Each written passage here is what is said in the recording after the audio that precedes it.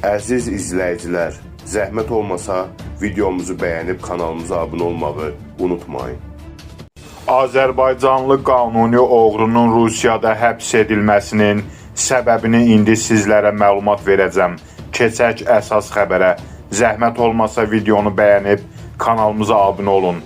Rusiyanın Vologda vilayət məhkəməsi Azərbaycan Respublikasının 54 yaşlı vətəndaşına hökm oxuyub.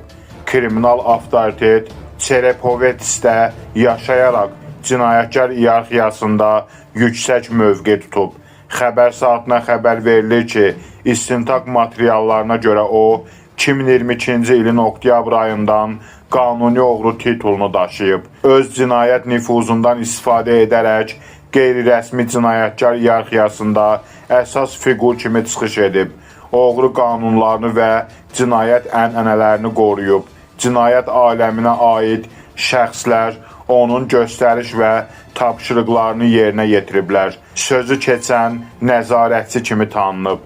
Təqsirli bilinib və 8 il azadlıqdan məhrum etmə cəzasına məhkum olunub. Qanuni oğru cəzasını qəti rejimli həbsxanada çəkəcək. Kanalımıza abunə olmağı və videolarımızı bəyənməyi unutmayın.